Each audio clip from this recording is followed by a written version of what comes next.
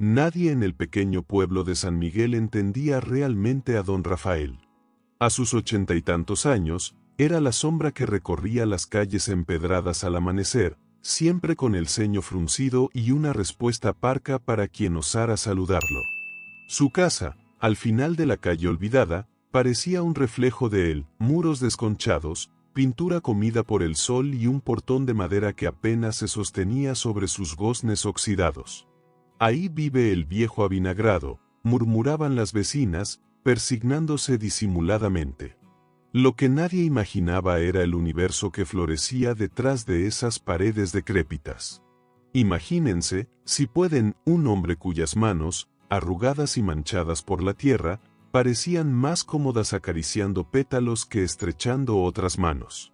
Un hombre que, creyendo haber enterrado su corazón junto a su amada Elena hacía ya una década, encontraba un eco de vida en el silencio vibrante de un jardín secreto. Un jardín que nadie, absolutamente nadie en San Miguel, sabía que existía. Esta es la historia de don Rafael, el hombre que guardaba un Edén escondido tras una fachada de abandono. Es la crónica de una promesa susurrada al viento, de la soledad que se transforma en refugio y de cómo, incluso cuando crees que la vida ya te ha dado la espalda, una pequeña flor o quizás una mirada inesperada, puede hacerte florecer de nuevo. Acompáñenme a descubrir el secreto mejor guardado de San Miguel, una lección sobre la resiliencia silenciosa que anida en los corazones más inesperados, especialmente en aquellos que ya han contado más de 80 primaveras.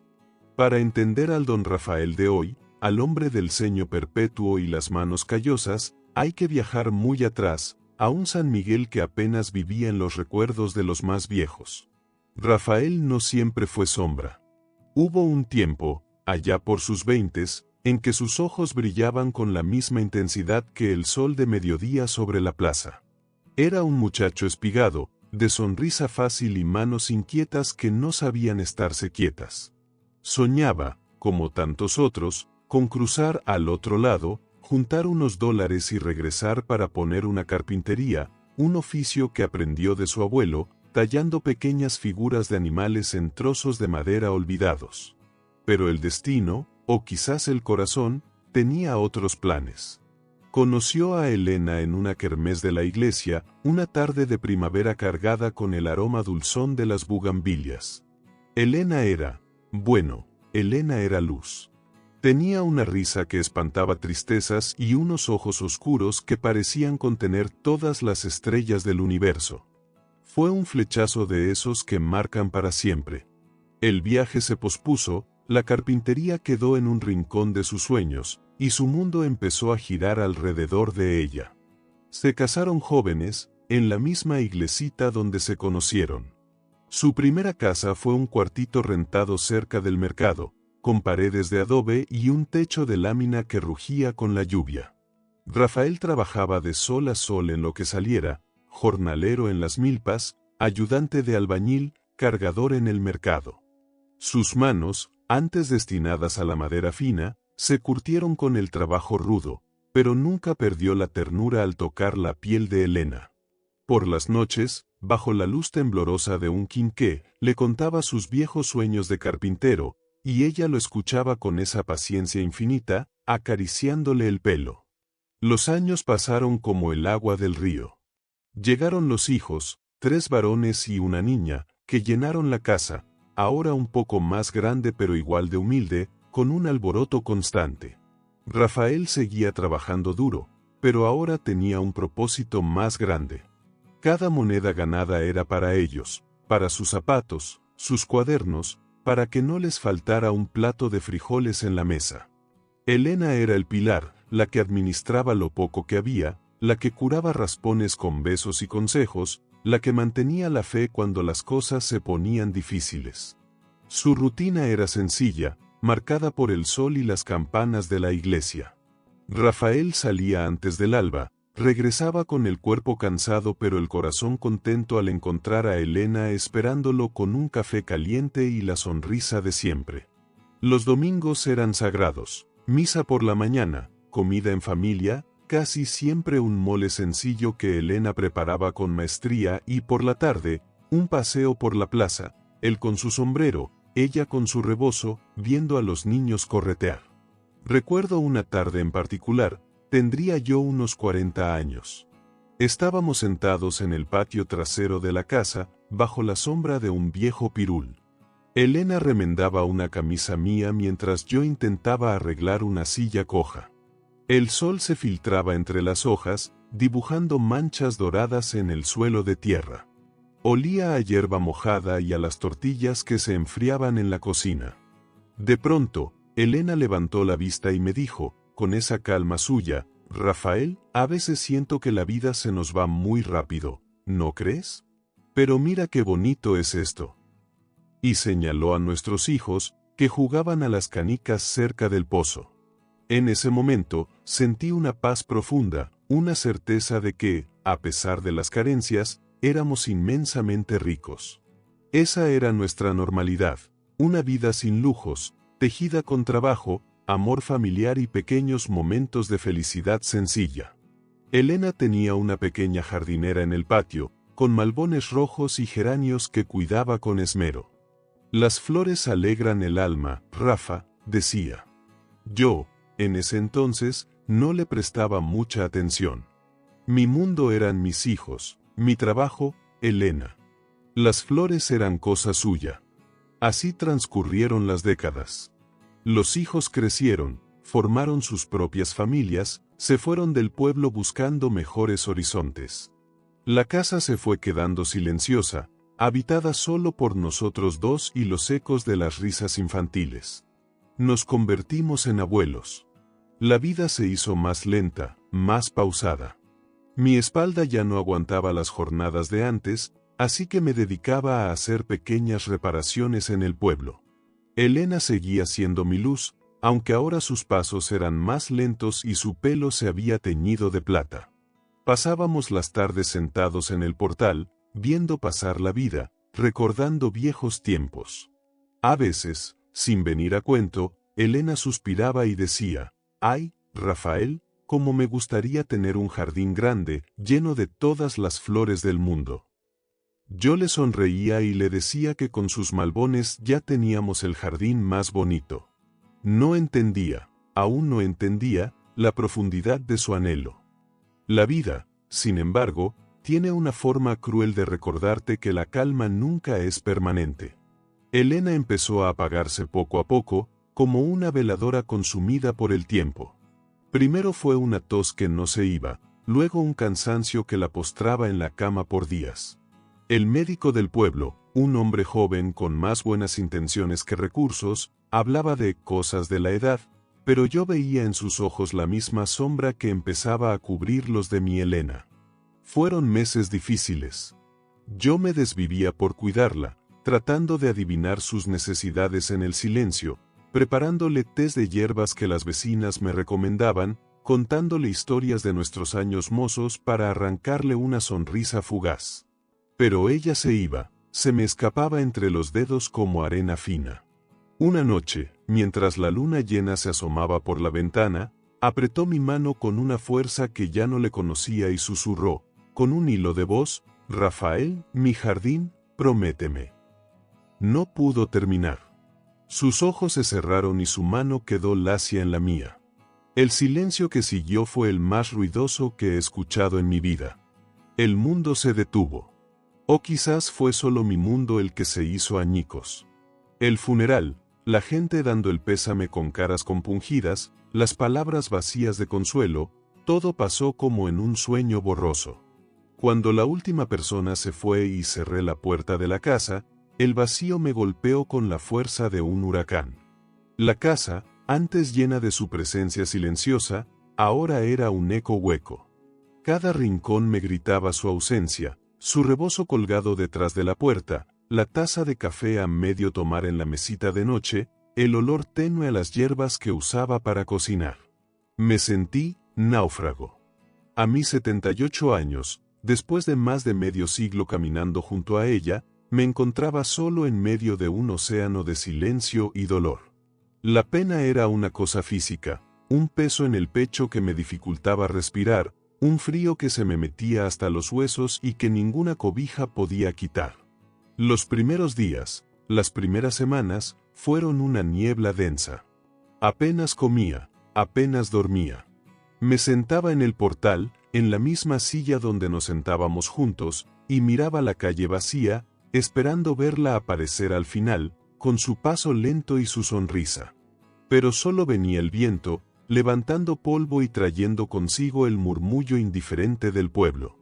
El hombre de la sonrisa fácil, el joven que soñaba con maderas nobles, había muerto con ella. Solo quedaba esta cáscara vieja, llena de recuerdos y de una soledad que amenazaba con devorarme. Los días se convirtieron en semanas, y las semanas en meses. La casa seguía igual de silenciosa, pero el silencio ya no era solo ausencia, era un peso, una presencia tangible que me aplastaba. Mis hijos llamaban de vez en cuando desde lejos, sus voces llenas de una preocupación distante que no lograba cruzar el abismo de mi pena. Papá, ¿estás comiendo bien? Papá, ¿necesitas algo? ¿Qué podía necesitar? Necesitaba a Elena, necesitaba el murmullo de su respiración a mi lado por la noche, necesitaba su mano buscando la mía en la oscuridad. Pero eso no podían dármelo. Empecé a descuidarme. La barba creció, canosa y desordenada. La ropa se me acumulaba sin lavar. La comida era un trámite insípido que a veces olvidaba. El pueblo, que al principio mostró cierta compasión, pronto volvió a su rutina, dejándome a la deriva en mi propio mar de tristeza. Me convertí en el viejo avinagrado del que hablaban. Y quizás lo era. El dolor tiene esa manera de agriar el carácter, de levantar muros para que nadie vea la ruina que hay dentro. Pasaba horas sentado en el patio trasero, el mismo patio donde Elena cuidaba sus malbones. Ahora estaban secos, olvidados. Miraba ese pedazo de tierra baldía al fondo, un terreno que siempre estuvo ahí, lleno de hierbajos y piedras, separado del pequeño patio por un murete bajo. Nunca le habíamos prestado atención. Era simplemente el fondo. Una tarde, mientras el sol empezaba a caer tiñendo el cielo de naranja y morado, mis ojos se posaron en una vieja pala oxidada que descansaba contra la pared. Y entonces, como un susurro traído por el viento, recordé las últimas palabras de Elena: Rafael, mi jardín, prométeme. ¿Qué quería prometerme? ¿Que cuidara sus malbones secos? No, tenía que ser algo más. Recordé sus suspiros al ver jardines floreados en las pocas revistas que llegaban al pueblo, su anhelo por todas las flores del mundo. Y miré de nuevo hacia el fondo, hacia ese terreno inútil. ¿Sería eso? ¿Un jardín? La idea parecía absurda. Yo, un viejo de casi 80 años, con la espalda hecha polvo y el corazón roto, ¿poniéndome a cavar la tierra? Pero al día siguiente, algo me impulsó a levantarme de la silla. Caminé hasta el fondo, empujé el portón desvencijado que separaba el patio del terreno baldío. Hacía años que no entraba ahí. La hierba me llegaba a la cintura, había piedras, basura acumulada por el tiempo. Era un caos. Y sin embargo, en medio de ese abandono, sentí algo. Una chispa minúscula, casi imperceptible, de propósito. Tomé la pala oxidada. El mango estaba áspero, frío. El primer intento de clavarla en la tierra fue patético. Me dolió la espalda, los brazos me temblaron. Pensé, esto es una locura, Rafael. Vuelve a tu silla, a tu pena. Pero la imagen de Elena, su mirada suplicante en la última noche, me detuvo. Volví a intentarlo. Y luego otra vez. Poco a poco, con un esfuerzo que me dejaba sin aliento, empecé a remover la tierra dura, a arrancar los hierbajos más grandes. Era un trabajo brutal, agotador. Cada palada era un recordatorio de mi vejez, de mi soledad. Los primeros días fueron un infierno. Terminaba exhausto, cubierto de sudor y tierra, con las manos llagadas y el cuerpo adolorido. Me derrumbaba en la cama sintiendo que no podría levantarme al día siguiente. ¿Para qué tanto esfuerzo? Elena ya no estaba para verlo. Nadie lo vería. Estaba escondido detrás de mi casa, invisible para el mundo. Más de una vez estuve a punto de abandonar, de dejar que la maleza volviera a reclamar ese pedazo de tierra y mi alma. Me sentaba en el suelo, con la pala a un lado, y lloraba. Lloraba por Elena, por mi juventud perdida, por la inutilidad de todo aquello. ¿Por qué me dejaste, Elena?, le preguntaba al cielo vacío. ¿Por qué me diste esta carga? Pero en medio del desespero, algo extraño empezó a suceder. Conforme limpiaba el terreno, descubría cosas. Una vieja herradura oxidada, un trozo de cerámica antigua, una moneda irreconocible. Pequeños vestigios de vidas pasadas que habían transitado por ese mismo lugar. Y la tierra misma empezó a cambiar. Debajo de la capa dura y seca, había una tierra oscura, húmeda, que olía a vida. Empecé a sentir una conexión extraña con ese pedazo de mundo olvidado. Un día, mientras removía unas piedras grandes, encontré una pequeña raíz aferrada a la vida. Era una plantita silvestre, insignificante, pero con unas diminutas flores moradas. La miré con atención. A pesar de todo, de la sequía, de la oscuridad bajo la piedra, había encontrado la forma de florecer. Con cuidado, la trasplanté a un rincón protegido. Fue el primer habitante de mi jardín secreto. Eso me dio un nuevo impulso. Empecé a buscar semillas. Recordé que Elena guardaba sobres de semillas que le regalaban o que intercambiaba con otras señoras. Busqué en sus cosas, en una vieja caja de madera donde guardaba sus tesoros, botones, hilos de colores, estampitas de santos, y ahí estaban. Sobres amarillentos con nombres casi borrados, cempasúchil, maravillas, nubes, amapolas. Semillas que habían esperado pacientemente, quizás por años, su oportunidad. Preparar la tierra para sembrar fue otra batalla. Tuve que acarrear agua en cubetas desde el pozo del patio, un viaje que repetía decenas de veces al día y que me dejaba los brazos temblando. Tuve que aprender a distinguir la tierra buena de la mala, a hacer surcos, a proteger las semillas de los pájaros y las hormigas. Hablaba solo mientras trabajaba. A veces le hablaba a Elena, contándole lo que estaba haciendo, pidiéndole consejo como si ella estuviera a mi lado. Mira, Elena, estas son las maravillas que tanto te gustaban. ¿Crees que aquí les dé bien el sol? Otras veces, simplemente murmuraba instrucciones para mí mismo, como un viejo loco. Con calma, Rafael, con calma. Un poco más de agua aquí. Los vecinos seguro me escuchaban. Me imaginaban hablando con los fantasmas. Quizás tenían razón. Estaba tratando de cultivar un jardín para alguien que ya no estaba, escondido del mundo, invirtiendo las pocas fuerzas que me quedaban en algo que parecía no tener sentido. Hubo momentos de duda terribles. Plagas que devoraban los brotes tiernos, heladas inesperadas que quemaban las hojas, días en que el sol rajaba la tierra y parecía que todo mi esfuerzo se secaría y moriría, como mis esperanzas. Pero también hubo pequeñas victorias. La primera semilla que germinó, asomando tímidamente dos hojitas verdes. El primer botón de flor que se abrió, regalándome un color vibrante en medio del gris de mi vida. Cada pequeño triunfo era un bálsamo para mi alma herida. Empecé a levantarme más temprano, no por obligación, sino por el deseo de ver cómo habían amanecido mis plantas. El trabajo físico, aunque seguía siendo duro, ya no se sentía como una carga, sino como una especie de oración, una meditación en movimiento. El jardín empezó a tomar forma. No era un jardín elegante, de esos de revista. Era un jardín un poco salvaje, como yo.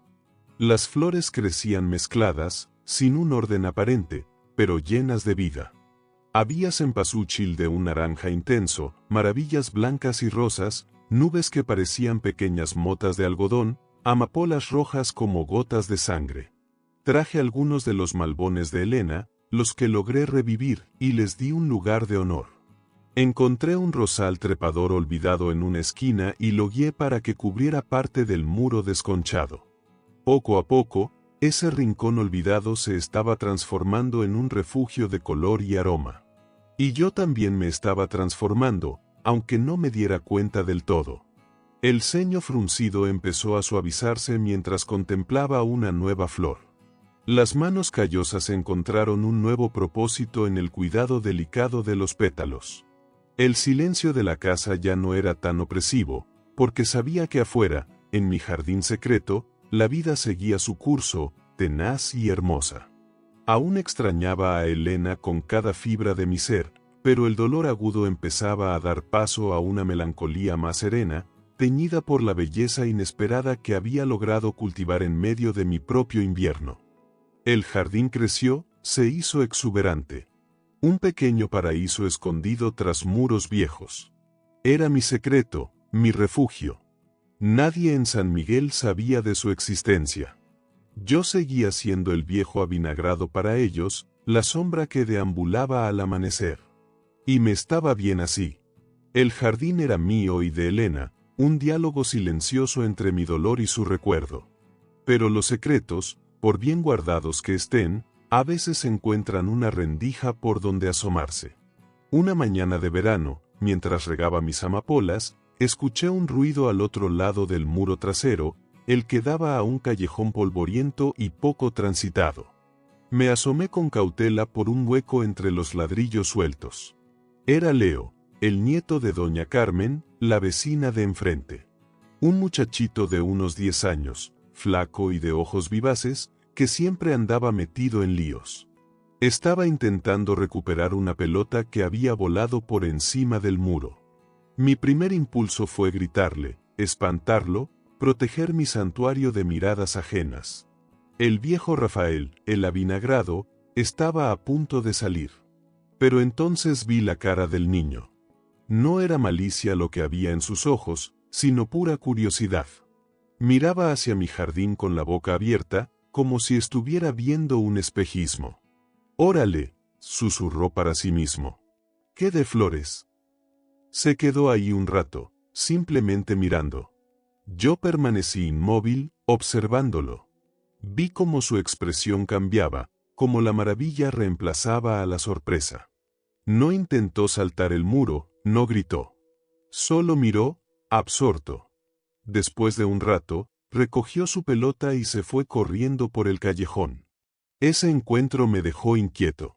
Mi secreto había sido descubierto. ¿Qué haría el niño? ¿Iría a contarlo por todo el pueblo?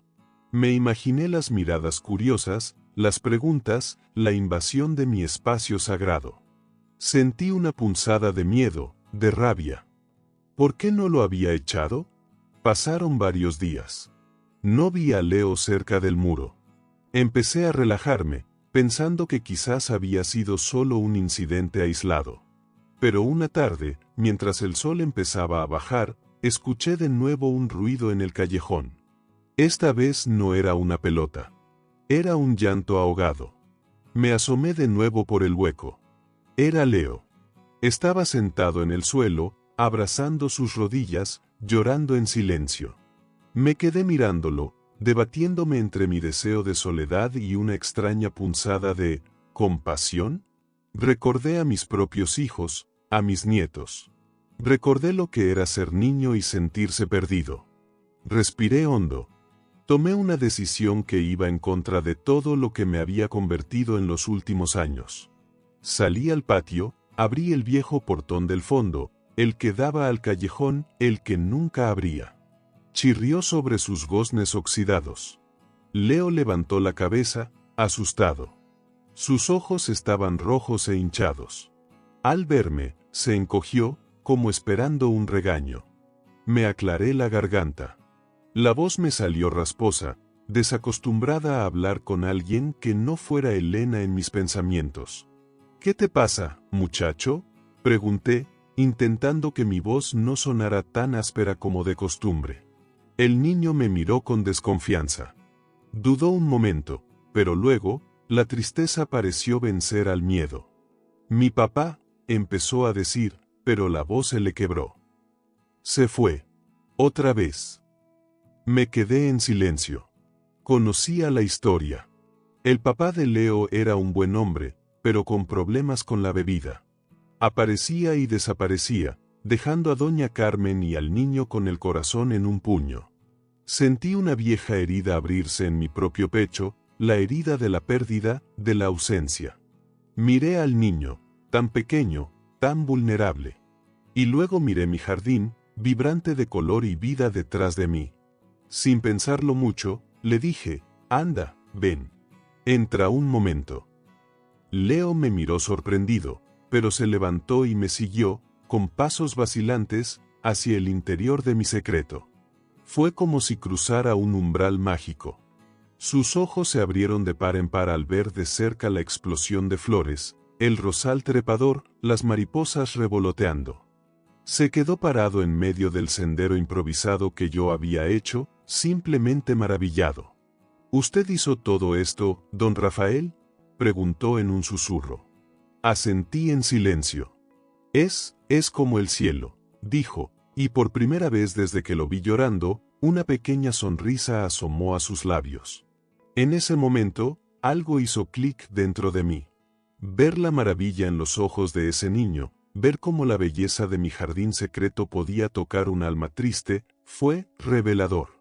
El jardín no era solo para Elena, no era solo para mí. Quizás, solo quizás, su propósito era más grande. Abrir ese portón, dejar entrar a Leo, fue romper el último muro, el más grueso, el de mi propio aislamiento autoimpuesto. Fue el verdadero punto de inflexión. Ya no era solo el jardinero secreto, estaba a punto de convertirme en algo más. La visita de Leo fue solo el principio. Al día siguiente, volvió a aparecer en el callejón, esta vez no llorando, sino con una mezcla de timidez y expectación. Traía en sus manos una pequeña flor silvestre, un poco marchita, que había arrancado de algún baldío. Para su jardín, don Rafael, me dijo, extendiéndomela. Ese pequeño gesto me desarmó por completo. Acepté la flor con una solemnidad que me sorprendió a mí mismo. Gracias, muchacho. Le encontraremos un buen lugar. Y juntos, buscamos un hueco entre mis cempasúchiles y la plantamos. A partir de ese día, Leo se volvió mi sombra en el jardín. Venía casi todas las tardes después de la escuela. Al principio solo miraba, silencioso, pero poco a poco empezó a hacer preguntas, a querer ayudar. Sus manos pequeñas y ágiles resultaron ser sorprendentemente buenas para quitar las hierbas más finas o para regar con cuidado los brotes más delicados. Su presencia llenó un vacío que ni siquiera sabía que tenía tan profundo. Sus preguntas inocentes sobre las flores, sobre Elena, de quien le hablaba a veces, contándole cómo le gustaban ciertas flores, sobre mis tiempos mozos, me obligaban a salir de mi caparazón de silencio. Y escuchar su risa resonando entre las flores, era como si el jardín mismo se alegrara. Claro que doña Carmen, su abuela, no tardó en notar las visitas de Leo a la casa del viejo avinagrado. Un día se acercó a mi puerta, con el ceño fruncido de preocupación. Don Rafael, empezó con cautela, ¿Leo pasa mucho tiempo aquí? ¿Está todo bien? En lugar de cerrarle la puerta en las narices, como hubiera hecho meses atrás, la invité a pasar. La llevé directamente al jardín secreto. Su reacción fue la misma que la de Leo, asombro puro. Se llevó las manos a la boca, sus ojos recorriendo el pequeño paraíso que había creado. ¿Pero cuándo? ¿Cómo?, balbuceó. Le conté la historia, mi promesa a Elena, el trabajo solitario, la visita inesperada de Leo. Doña Carmen me escuchó en silencio, sus ojos humedeciéndose poco a poco. Cuando terminé, me puso una mano en el brazo. Rafael, dijo con voz suave, Elena estaría tan orgullosa. Y, gracias. Gracias por ser bueno con mi nieto. Este lugar es magia. La noticia, como era de esperar en un pueblo pequeño, corrió como la pólvora. Ya no era el jardín secreto. La gente empezó a hablar del jardín de don Rafael. Algunos vecinos se acercaban con curiosidad, otros con cierta incredulidad. Al principio me sentí incómodo, expuesto. Pero ver sus caras de admiración, escuchar sus comentarios sobre la belleza de las flores, empezó a tener un efecto extraño en mí. Era como si su aprecio validara mi esfuerzo, como si le diera un nuevo significado. Mi vida cambió. Ya no era solo el viejo solitario. Empecé a recibir visitas. Doña Carmen venía a veces a ayudarme a deshiervar, y traía café y pan dulce que compartíamos sentados en un banco improvisado bajo el rosal. Otros vecinos me traían semillas nuevas, esquejes de sus propias plantas. Para su jardín, don Rafa, que está quedando rechulo. Incluso el padre de la iglesia vino un día a bendecirlo. El jardín se convirtió en un punto de encuentro inesperado. Los niños del barrio, siguiendo a Leo, venían a veces a mirar las flores o a perseguir mariposas. Yo les enseñaba los nombres de las plantas, les contaba historias de cómo las había conseguido. Mi ceño fruncido se había borrado casi por completo, reemplazado por una serenidad que no recordaba haber sentido nunca. Mi casa también cambió. Abrí las ventanas que llevaban años cerradas para que entrara el aire y la luz. Limpié el polvo acumulado. Colgué una foto de Elena sonriendo, una foto de cuando éramos jóvenes, en la sala. Ya no era un mausoleo de tristeza, sino un hogar de nuevo, aunque fuera un hogar habitado solo por mí y mis recuerdos, pero ahora conectado al mundo exterior a través del jardín. Reflexionando ahora, a mis 80 y tantos, me doy cuenta de que Elena, con su última petición, me regaló mucho más que un propósito. Me regaló una segunda oportunidad. Me obligó a salir de mi dolor, a reconectar con la tierra, y a través de ella, a reconectar con la vida y con los demás. El jardín fue mi salvación, pero no solo por su belleza, sino porque me permitió transformar mi dolor en algo hermoso, y compartir esa belleza con otros. Ya no soy el viejo avinagrado. Soy don Rafael, el del jardín. La gente me saluda con respeto, a veces con cariño. Leo sigue siendo mi ayudante principal, y habla de ser jardinero cuando sea grande. Mis hijos, cuando vienen de visita, se quedan maravillados, no solo por las flores, sino por el cambio que ven en mí. Papá, ¿te ves feliz?, me dijo mi hija la última vez, con lágrimas en los ojos. Y lo estoy. Es una felicidad tranquila, serena, tejida con los hilos de la memoria, la belleza de las flores y la conexión recuperada con mi comunidad. He aprendido que la vida, incluso después de los 80, incluso después de la pérdida más profunda, siempre puede florecer de nuevo si encuentras la tierra adecuada para sembrar tus semillas, aunque esa tierra sea tu propio corazón herido. Elena lo sabía. Siempre lo supo. Y su jardín, nuestro jardín, es la prueba viviente de ello. Así que aquí me tienen. Rafael, el viejo jardinero. Ya no escondo mi pequeño paraíso, al contrario, disfruto compartirlo. A veces, cuando el sol se pone y pinta de dorado las copas de los árboles, me siento en mi banco, rodeado de mis flores, y pienso en el camino recorrido. Pienso en Elena, en su amor que trascendió la muerte para regalarme este renacer. Pienso en la soledad que casi me consume y en cómo, trabajando la tierra, terminé cultivando mi propia alma. La lección que aprendí, aquí entre mis flores, es sencilla pero profunda: nunca es tarde. Nunca es tarde para encontrar un nuevo propósito, para sanar viejas heridas, para abrir el corazón, aunque creas que ya no te queda nada por dar o recibir. La vida, como este jardín, tiene ciclos. Hay inviernos duros, sí, momentos en que todo parece seco y muerto. Pero si tienes la paciencia de cuidar la tierra, de regar las semillas de la esperanza, por pequeñas que sean, la primavera siempre vuelve. Y a veces, florece de las maneras más inesperadas. Quizás tú que me escuchas has pasado por tu propio invierno. Quizás has perdido a alguien querido, has enfrentado la soledad, has sentido que tus mejores días quedaron atrás. Mira a tu alrededor.